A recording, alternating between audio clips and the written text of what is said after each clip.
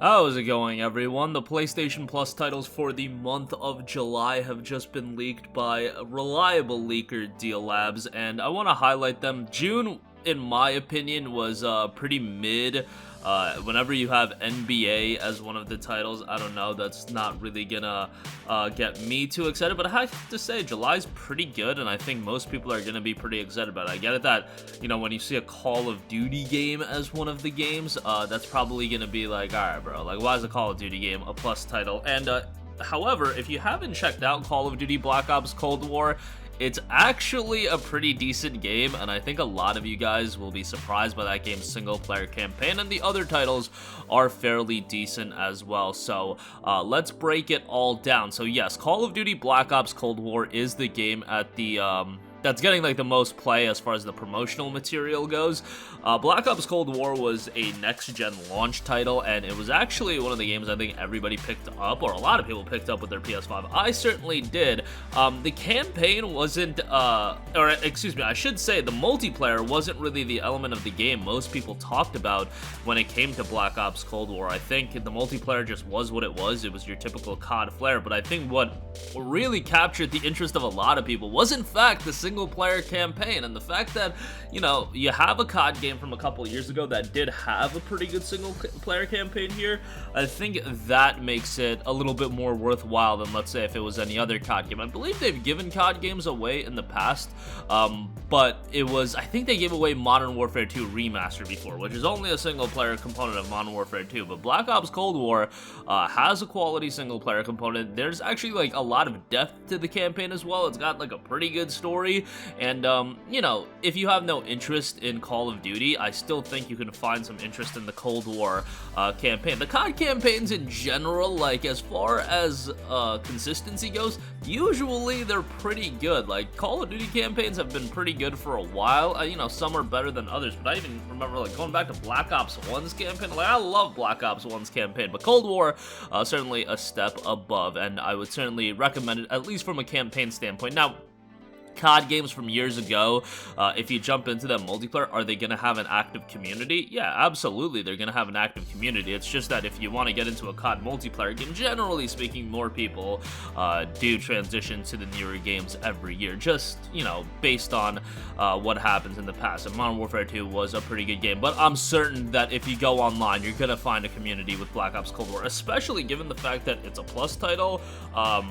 People are going to be getting it, and people will jump online with it, so that is certainly something to take advantage of as well. I'm kind of surprised that they are giving away Black Ops Cold War with everything going on with Activision and Microsoft right now, but like I imagine that something like this is entirely irrelevant to that happening, or it's a case of this deal happened a long time ago because Sony does have a Call of Duty deal in place, so this could be a part of that. And Bethesda titles have been added to PlayStation Plus Extra as well, so that is also a little bit like, yo, what's going on there? But it's probably like, it's not like I think, Microsoft and Sony directly conversate in getting these deals done, and Activision's not even owned by Microsoft yet. So yeah, there you go with that. Black Ops Cold War.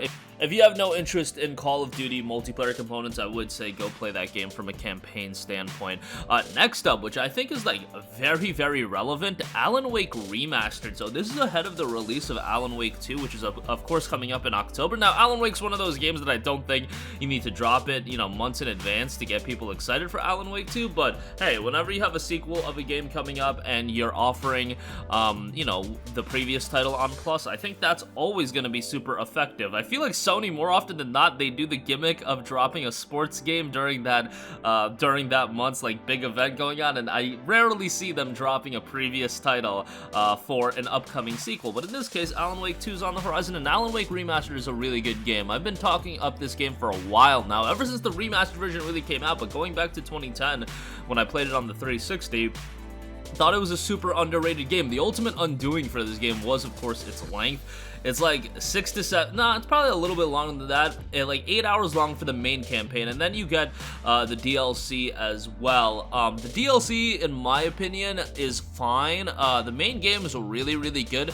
The gameplay, like, it's not for everybody, and it doesn't have a ton of depth with the flashlight mechanic and everything like that, but what Alan Wake really shines in is, of course, the atmosphere and the storytelling. Those elements are absolutely top-notch, and when you have a darker game like Alan Wake, you really, really want a quality atmosphere, and, you know, that element they just knock out of the park. It's very good from that standpoint, and, you know, music, sound direction, that's all really good, and, you know, Alan Wake Remastered came out at a budget price point, but now free with Plus Essential. Certainly a game I would highly recommend you to check out, and of course Alan Wake 2 looks tremendous. People have been waiting 13 years for the game, so, you know, finally give this one a look, and play through the DLC as well, and then you should jump into the other Remedy titles, because Control is very much a worthwhile playthrough as well, and the Control DLC definitely adds a little bit of a wrinkle to that, but there we go with that. So Call of Duty Black Ops Cold War and Alan Wake Remastered, certainly the two big titles, but the last one, Endling Extinction is Forever. This is like the perfect kind of tertiary game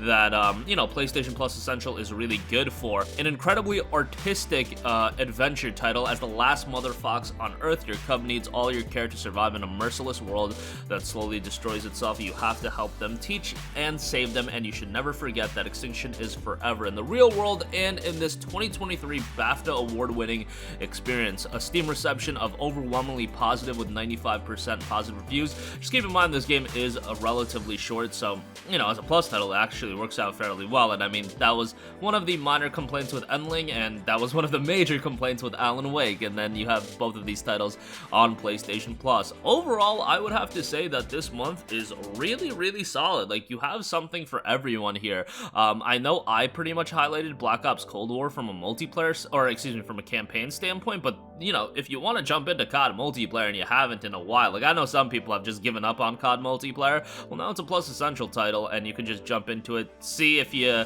know, can get some fun out of it. Maybe a couple of your buddies are Essential subscribers and they haven't played COD in a while, and you can all play Cold War together. I'm sure it'll have a jolted up player base, so you won't have to worry too much about that. Alan Wake Remastered, tremendous addition there, and Endling Extinction is Forever, a nice, you know, kind of tertiary title there. A lower key game. Sometimes I think, you know, tertiary has a negative connotation to it, but that's a fine one as well. And Cold War, again, from a campaign standpoint, is tremendous, so I'd recommend it that from that standpoint for sure.